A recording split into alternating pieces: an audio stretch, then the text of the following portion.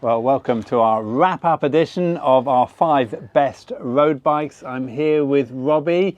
This one, well, we do this normally at the end of every series, have a little bit of chat of what we thought was good and what was bad. Let's start, Rob, with what you thought was the easiest. If I'm just setting off, I'm starting out as a road cyclist, I got myself a new bike, where would you start?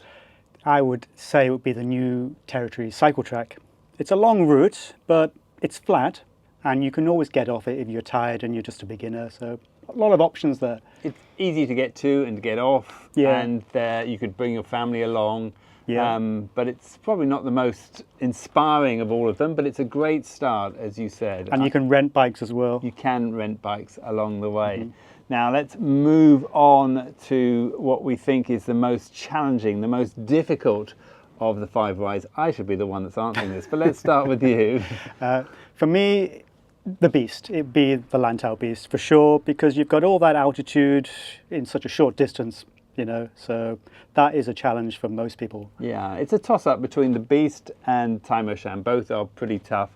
The difference with the Beast is that you have these 3 peaks, and after each one you come right back down to sea level and start again. And I think psychologically, even though you probably don't do much more elevation than you would do on Taimoshan, the psychological drain it has on you to come all the way back down, it's like building something, knocking it down and having to build it up again. It's a masochist's route. It is a masochist route. I mean, very, very beautiful views along both of those. Yeah, especially when it's not foggy on Lantau. So let's talk about views next. Where's the most scenic, do you think? Scenic, although Taimoshan is amazing from up there and Phnom Penh was nice, especially when it's not foggy. The Hong Kong Island tour was special because there was so much to see that I hadn't seen before, like that battery. Yes. That was, it was nooks and crannies that you wouldn't normally get to. The downside is, of course, is that you're riding in between, you're riding on quite busy roads. So there's a lot of traffic and quite thin roads.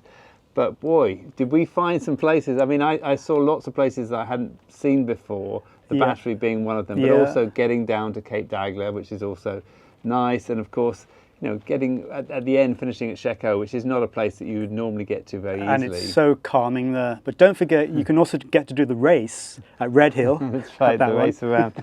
Yeah, I'd forgotten about that. I don't know why. Let's move on to your least favourite. Of the 5 that we did, if there was one that you would choose not to do, if you only had to do 4, which of the 5 would it be? That would be the beginner's selection, the New Territory cycle track. It's just too choppy in terms of connectivity between one section and another. Yeah, they've almost sort of done this miracle in finding an almost flat route right from one coast across to the other coast of Hong Kong. However, there is, as you said, a lot of getting off, getting back on, crossing railway tracks.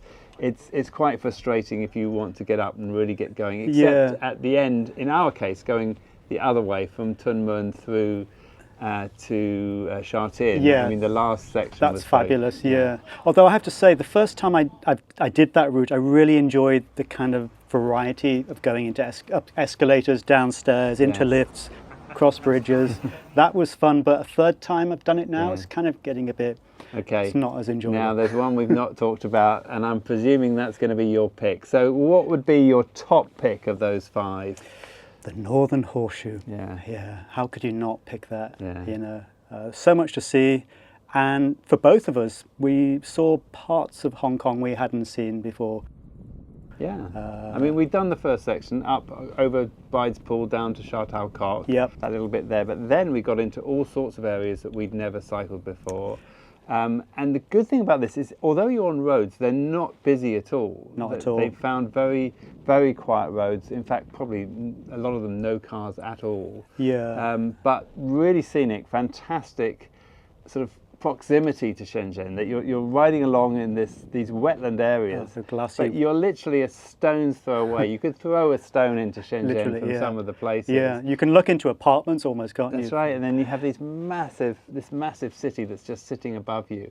It's very, very surreal to be that close to such a big city and yet feel like you're in the middle of nowhere. And we didn't have to do the military road, which we did last time to get those views. A bit disappointed about that, of course. The military road being very, very tough. But we did have one climb, luckily. I mean, it wasn't all flat, was it? We got to go up through Tai Lam Chung Reservoir. Yes, at the end, there's a nice sort of finish to it. And it was the longest, I think, of all of the ones, around 80 kilometres. Yeah.